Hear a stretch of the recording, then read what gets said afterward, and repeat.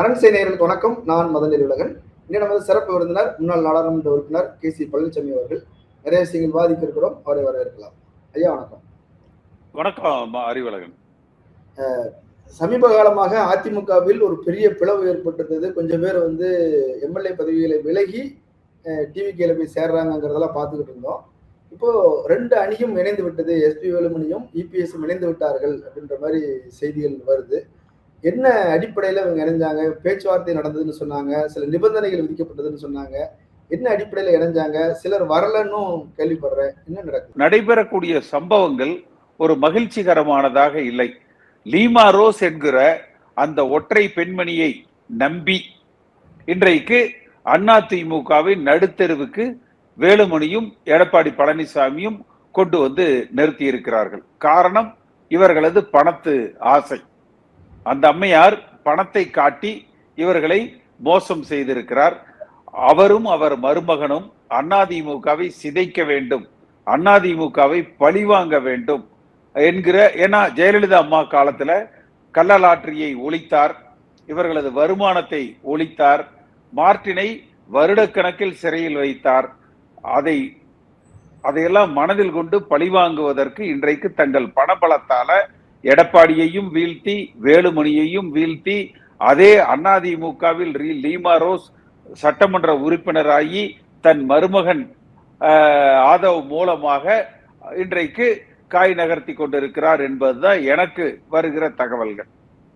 இப்போ பலரும் அங்க சொன்னது என்ன, இப்ப KC வீரமணி அவர்கள் கூட சொன்னது என்ன அப்படின்னா, நாங்க நிறைய செலவு பண்ணிட்டோம், தேர்தலுக்கு செலவு பண்ணிட்டோம், தொடர்ந்து செலவு பண்ணிக்கிட்டே இருக்கிறோம், 10 தோல்வி 11 தோல்வி ஆகிவிட்டது, இனி 5 வருஷம் காத்திருக்க முடியாது, நமக்கு அமைச்சரவையில் இடம் தரேன்னு சொல்றாங்க, ஒரு 10 அமைச்சர் தரேன்னு சொல்றாங்க, இப்ப அதை வாய்ப்பை பயன்படுத்திக்கலாம்னு நினைச்சோம், வேற ஒன்றும் நாங்க தப்பா நினைக்கல, துரோகம் செய்யணும்னு நினைக்கல, அப்படிலாம் பேசத்தானே செஞ்சாங்க. இப்போ அப்படி ஒண்ணு பாசிட்டிவா ஒண்ணு இருக்குது. லீமா ரோஸ் தான் எல்லாத்தையும் செய்யறாங்கிறது மட்டும் இல்ல, இவங்களுக்கும் அப்படி ஒரு எண்ணம் இருக்குல்ல. அதாவது செலவு செய்கிறோம், செய்த முதலீட்டை திரும்ப வட்டியோடு லாபத்தோடு சேர்த்து திரும்ப எடுக்கணும் என்பது ஒரு சரியான அரசியல் பார்வை அல்ல இல்லையா? இன்றைக்கு தமிழ்நாட்டு மக்கள் தாவேகாவுக்கு வாக்களித்த போது தாவேகால பல சட்டமன்ற உறுப்பினர்கள் 4-5 லட்சம் ரூபாய் கூட செலவு செய்யல. அப்ப செலவு செய்வது என்பது அரசியலுக்கு அத்தியாவசியமான ஒன்று அல்ல. தேவைக்கு அதிகமாக செலவு செய்து நிறைய சம்பாதித்து அதை மீண்டும் அரசியலில் முதலீடு செய்வது என்பதை மக்கள் இப்பொழுது நிராகரித்திருக்கிறார்கள். மீண்டும் அதே வழியை பின்பற்றுவோம் என்பது ஒரு ஏற்புடைய கருத்தாக நான் பார்க்கலாம். இப்போ இந்த எம்எல்ஏக்கள் ராஜினாமா பண்ணிட்டு போறாங்க இல்லையா, அவங்க எல்லாம் அதிமுக வெற்றி பெற்ற தொகுதி, விஜய்ங்கிறது ஒரு அலை என்று சொன்னால் அந்த அலையில் அடித்து செல்லாமல் காப்பாத்தி கொடுத்திருக்கிறாங்க மக்கள் வாக்காளர்கள் அப்படின்னா, அந்த தொகுதியில மீண்டும் விசில் சின்னத்துல நிக்க போறாங்க, அமைச்சர் பதவிக்காக அப்படி போறாங்க அப்படின்ற மாதிரி வருது. ஆனா இதே அதிமுக வாக்காளர்கள் ஏற்பாங்களா? அதிமுக வென்ற தொகுதிகளில் விசில் வெற்றி பெறுமா? வாய்ப்பு இருக்குதா? அதாவது 2 விஷயங்களை நம்ம பார்க்கணும். 10 ஆண்டு காலமாக 11 தொடர் தோல்வியை கொடுத்த எடப்பாடி பழனிசாமி மீது கடும் அதிருப்தியில் அதிமுக தொண்டர்களும் தமிழ்நாட்டு வாக்காளர்களும் தமிழ்நாட்டு மக்களும் இருக்கிறாங்க. இந்த எடப்பாடி பழனிசாமி மட்டும் கட்சியில எல்லோரையும் அரவணைத்து வழி நடத்தி இருந்தால் அதிமுக என்கிற கட்சி வலிமையாக ஜெயலலிதா அம்மா சொன்னதை போல 100 ஆண்டுகளுக்கு ஆளுகிற கட்சியாக உருவெடுத்திருக்கும். அது எடப்பாடி பழனிசாமி மீது இருக்கிற வருத்தம். அதே போல தாங்கள் முதலீடு செய்த பணத்தை திரும்ப எடுக்க வேண்டும், அதிமுகவுக்கு நம்பி வாக்களித்த மக்களுக்கு துரோகம் செய்துவிட்டு ராஜினாமா செய்துவிட்டு தாவேகாவில் இணைந்து அங்கு வெற்றி பெற்று சட்டமன்ற உறுப்பினராக தொடர வேண்டும் என்பதோ, வேலுமணி போன்றவர்கள் தாவேகாவில் அமைச்சர் பதவியை பெற்று மீண்டும் அங்கு சம்பாதனை செய்ய வேண்டும் என்பதோ தமிழ்நாட்டு மக்கள் ஏற்றுக்கொள்ளல. அப்ப இந்த 2 பேருமே, வேலுமணியும் சரி எடப்பாடியும் சரி, 2 பேருமே தமிழ்நாட்டு மக்களின் பார்வையில் தவறானவர்களாக, அரசியலில் புறந்தள்ளப்பட வேண்டியவர்களாகத்தான் பார்க்கப்படுறாங்க. இப்போ அதிமுகவுடைய செல்வாக்கு மண்டலமாக கருதப்பட்ட கொங்கு மண்டலம், கோவை, திருப்பூர், ஈரோடு, சேலம், இது எல்லாமே மொத்தமா வாஸ் அவுட் ஆயிருச்சு, டிவிக்கே டேக் ஓவர் பண்ணிடுச்சு, இனி ஏடிஎம்கேக்கு எதிர்காலம் இல்லை, இப்பவே நம்ம போய் சேர்ந்துக்கலாம். செங்கோட்டையன் போனாரு பாருங்க, அவர் நிதியமைச்சர் கொடுத்தாங்க, அப்புறம் வேற ஒரு அமைச்சர் கொடுத்துருக்காங்க, செட்டில் ஆயிட்டாரு, நம்ம தான் ஏமாந்துட்டோங்கிற ஒரு எண்ணம் வந்துருச்சோ? அதாவது அதிமுகவுக்கு இனிமேல் எதிர்காலம் இல்லை என்கிற கருத்து தவறு. மிகப்பெரிய ஒரு நல்ல எதிர்காலத்தை அதிமுக கொண்டிருக்கிறது. தலைமை சரியில்லை.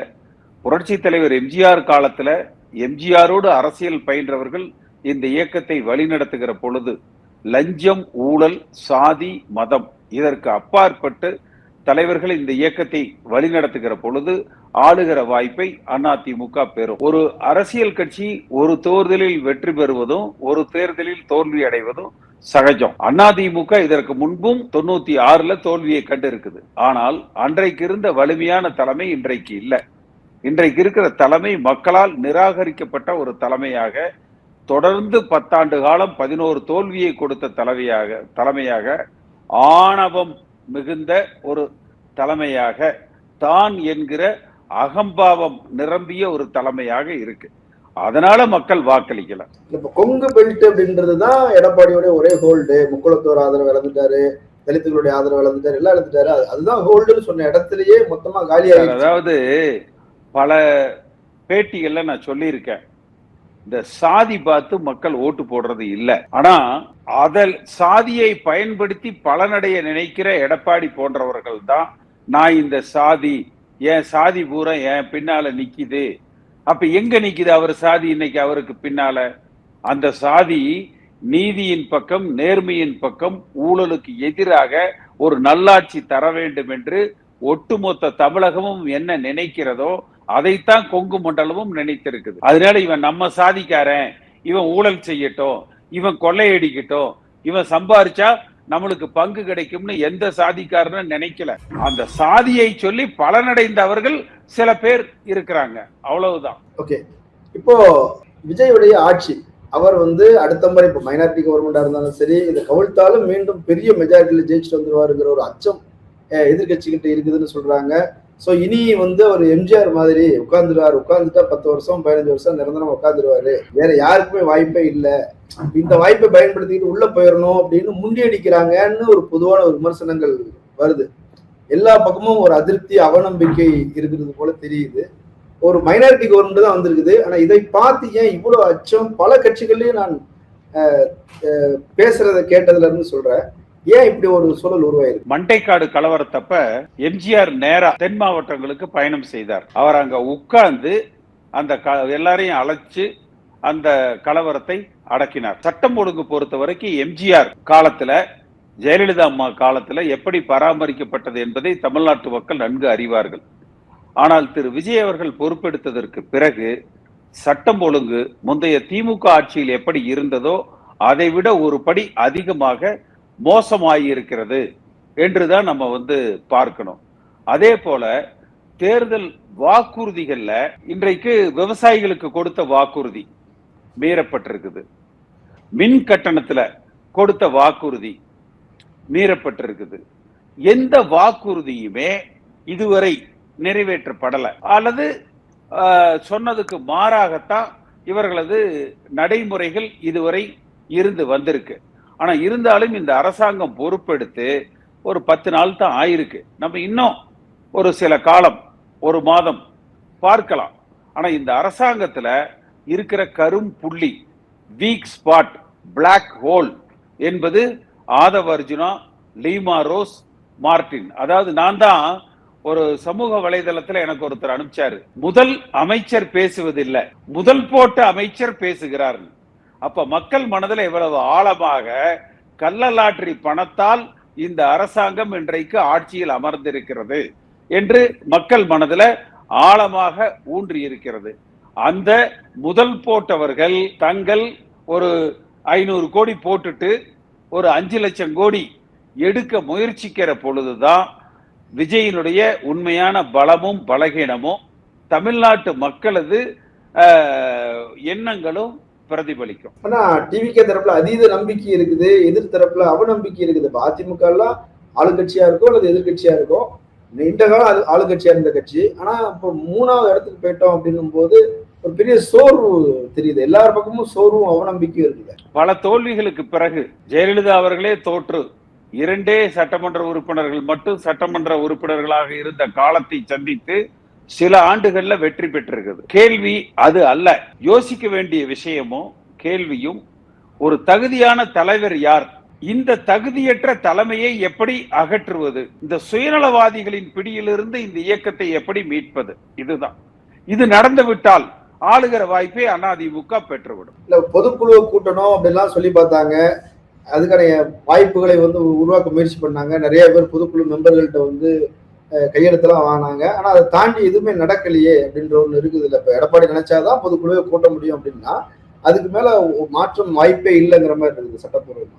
பார்ப்போம், பொறுத்திருந்து பார்ப்போம். ஏன்னா அந்த போர்க்கொடி உயர்த்திய வேலுமணியும் எடப்பாடிக்கு நிகரில்லாத ஊழல் புரிந்தவர் தான். அவர்களுக்கு மக்கள் சக்தி இல்லை. அதாவது வெறும் சட்டமன்ற உறுப்பினர்களை மட்டும் வைத்து ஒரு மாற்றத்தை உருவாக்கி விட முடியாது. ஒரு மக்கள் சக்தியால தான் அதை உருவாக்க முடியும். அந்த மக்கள் சக்திங்கிறது நேர்மையானவர்களுக்கு, நல்லவர்களுக்கு, வல்லவர்களுக்கு, நியாயமானவர்களுக்கு, ஒரு தொலைநோக்கு பார்வையோடு கட்சியை வழிநடத்தக்கூடியவர்களுக்கு தான் கிடைக்கும். அதனால இவர்களும் எடப்பாடியை போல குறுக்கு வழியில் கைப்பற்ற வேலுமணி நினைத்தார். அதுல அவர் தோல்வி அடைந்திருக்கிறார். அவ்வளவுதான். இப்போ இப்போ இங்க இருந்து போறக்கூடிய எண்ணிக்கை அதிகரிக்கும்ங்கிற மாதிரி சொல்றாங்க. எல்லாருக்குமே அமைச்சர் பதவிங்கிற மாதிரி ஆசை காட்டிக்கிட்டே இருக்கிறாங்கிற மாதிரி சொல்றாங்க. அவ்வளவு பேருக்கும் அமைச்சர் பதவி கொடுக்கறதுக்கான வாய்ப்புகள் இருக்குது. இல்ல, பார்ப்போம் என்ன நடக்குதுங்கிறது. இன்னும் ஒரு 2-3 நாட்கள் பொறுத்து பார்ப்போம். ஒரு கிளாரிட்டி கிடைக்கும். இப்ப எடப்பாடி கூடயும் பேசிட்டு இருக்கிறாங்க. ஆனா பேசுறவங்க எல்லாரும் அவரோட இணைவதற்கு தயாரா இருக்கிறாங்களாங்கிறது தெரியறது இல்ல.